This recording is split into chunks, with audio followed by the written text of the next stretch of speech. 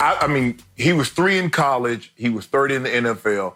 I thought he would just naturally go back to number 30, but I understand there's a gentleman that has the number that just switched to 30 last year in order to honor his brother who had passed away recently. So obviously that was off the table. But numbers mean things to players. Jenny, because I was 1, which means I wasn't expected to get a number by the time training camp was over with. So they was going to take that 1, put it back, and Shannon Sharpe was going to be on its way. But when I made the team, basically all the 80 numbers were taken. So, I had a choice. I could get 81, I could get 85 or 87. Well, Mark Jackson was 80, Vance was 82. He's like, hey, man, why don't you just go ahead and take 81 so we'll be 80 through 84? Because 80 was Mark, Vance was 82, Michael Young was 83, and Ricky Nattiel was 84. I was 81. But it means something. Now, I go to Baltimore. 84, Jermaine Lewis doesn't want to part with that number. And I didn't want 88 because I thought 88 was a dumb-looking number. I said, nah, I don't want that. I wanted 82.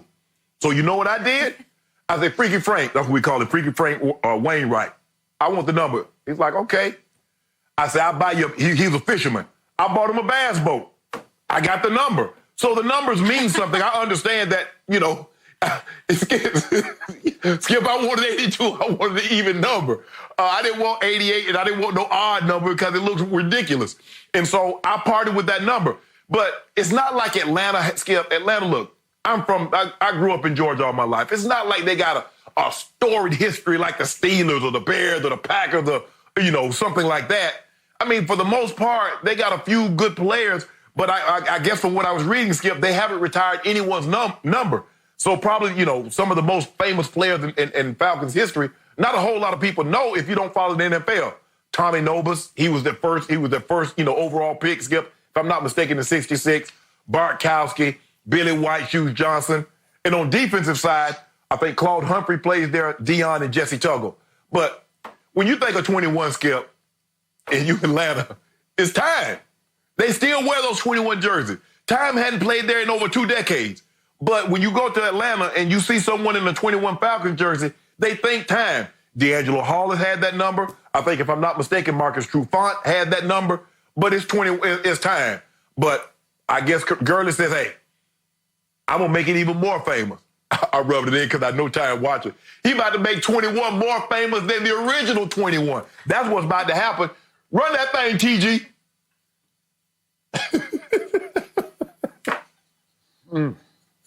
Okay.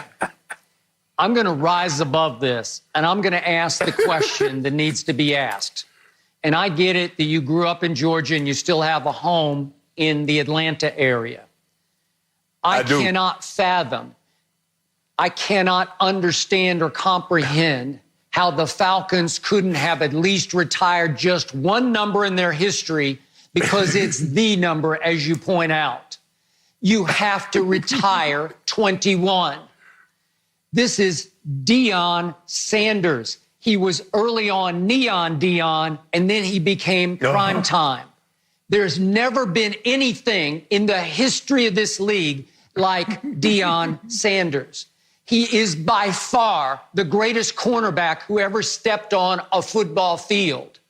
It is football blasphemy not to have retired that number, and then to let Desmond Trufant wear it after he was drafted in the first round, 22 overall, in 2013. You realize that over the last 7 years, the Falcons allowed Desmond Trufant to wear that hallowed, beloved number 21 as a cornerback. And he did make one Pro Bowl, but just one Pro Bowl in 2015. And then they recently cut him. So remember, the Atlanta Falcons cut a guy who was wearing the most hallowed number 21. And I'm dumbfounded, because not only to me is Deion the greatest cornerback by far, Shannon, to me, he's the greatest athlete who ever played. And I know we could debate that all day and all night, but listen, Deion was the starting center fielder for the New York Yankees and the Atlanta Braves and the Cincinnati Reds. Deion Sanders in Florida, in Fort Myers, was all-state in basketball. And I'll never forget the line Barry Switzer told me. This is in the 1995 season when they first acquired Deion. Obviously, he won one Super Bowl in San Francisco and turned around the next year and helped the Cowboys get over the hump against the 49ers and win the next Super Bowl. And Barry Switzer watched him on the practice field after the first couple of camp practices and said, it's like he's not governed by our same gravity. Like there's something that doesn't hold him back, because as you remember, he ran 4.27 at the combine, and that was without even warming up. He had his sweats on, and they said, you going to run? He said, well, I don't know. Do you really want? Yeah, run. Okay, I'll run 140. And he unzips his sweat top, takes it off, takes his sweatpants off, and goes 4.27. He wasn't governed as a player by our same gravity. And so when you've got that guy, and I realize you had him for 5 years, then he went to San Francisco, then he went to Dallas, obviously went to the Redskins, and he went to the Ravens. I get all that. But for 5 years, he showed you he was the most dominating cornerback in the league, and he made 3 straight Pro Bowls. And as you know, Shannon, he was also the most dangerous, lethal kick returner in the league, especially in those first 5 years in Atlanta. I've just never seen anything like him on a football field. And I get it that the Falcons have not had the prettiest past, but if you got a guy who made that number what it is, he made it prime time's number, then you should have retired a long time ago. I can't believe we're even having to have this conversation. It's shameful that we're talking about Desmond Trufant and then Todd Gurley. And I love Todd Gurley, but what has he proven yet? Is he a Hall of Fame running back? I don't know. Maybe he'll bounce back and show us that, but I haven't seen all that just yet. I know he had one huge year, but can you have another couple of those to make it a Hall of Fame run? I don't know. And we're talking about, should Todd Gurley wear number 21? I don't even care. I only care that this franchise, this woeful franchise, has made a lot of bad decisions, but it made the worst decisions not retiring 21. Well, Skip, I think the thing is that what happened is that when Mr. Blank, you got to realize Mr. Blank was not the original owner. He was not the owner at the time that Time was drafted.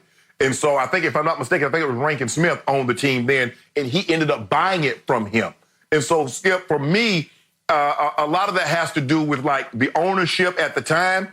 For me, Skip, I believe if a guy goes to the Hall of Fame and his primary career was within that uniform, they should, out of respect, they should retire the number. That's just me personally. But hey, I understand when you get situations like the Bears and the Giants and the Packers, Skip, they've had so many players that's in the Hall of Fame, you're going to run out of numbers. You know, they got 20, 25 guys in the Hall of Fame. You only have so many numbers, Skip. So I get situations like that.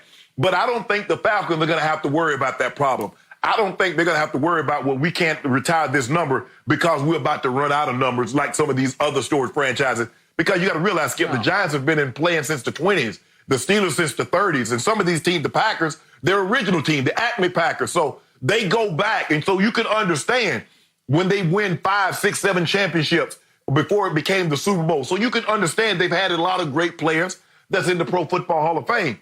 But when you look at the Falcons, they've only got a handful of them. Claude Humphreys played, Deion, and Morton Anderson. If I'm not mistaken, Skip, those are the only guys that's in the Pro Football Hall of Fame that spent a portion of their career with the Atlanta Falcons.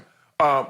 But if you from Atlanta, if you follow the Falcons, it's Deion Sanders and Mike Vick. Mike might be a little bit more popular because he played the quarterback, the Michael Vick experience, but those are the 2 most popular players in Falcons history. And I don't care who you poll, those are the 2. It's Mike Vick and Deion. Okay, and remember this, Shannon. Remember how fortunate, how blessed, how flat-out lucky that the Atlanta Falcons were in the 1989 draft. 89. Remember, it goes Troy Aikman, number 1. I'm good with that. Tony Mandarich went to Green Bay, number 2. That's where Deion should have gone.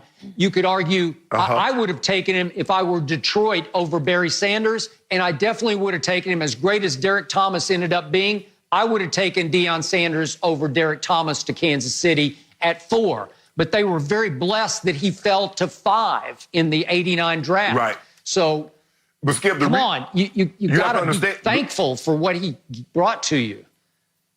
The reason why Kansas City didn't take him, they had 2 All-Pro corners, and Albert Lewis and Kevin Ross. They had 2 Pro Bowl, 2 All-Pro corners, so they say they wanted a pass rusher. Now, him going, look, you can't fault Detroit for taking Barry Sanders, 15,000 yards and 2. But the mistake was at 2. I can.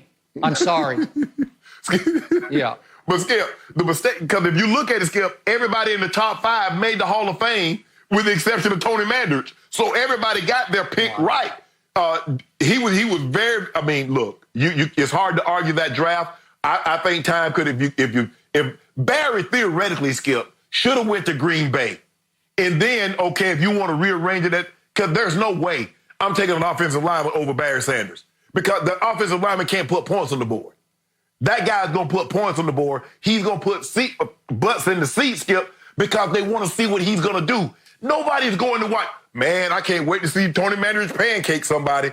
But Skip, I agree with you. Being from Atlanta and still have a home in the Buckhead area, Skip, Deion is it. Michael Vick. Hell, they should retire Michael Vick because they're never going to get nobody that can generate that kind of excitement. Matt Ryan can win 3 Super Bowls. He's never going to generate the excitement that Michael Vick generated. No, and they still show up to the Mercedes-Benz Dome wearing 7 jerseys. And Michael Vick hadn't played in Atlanta in, 13, 14 years. No, I hear you. So I'm going to conclude our discussion with Deion's favorite hashtag, #truth. Thank you for watching. You can subscribe here to get the latest from the show, and be sure to check out more of the best clips from Undisputed, or go watch a few other segments from our other shows on FS1.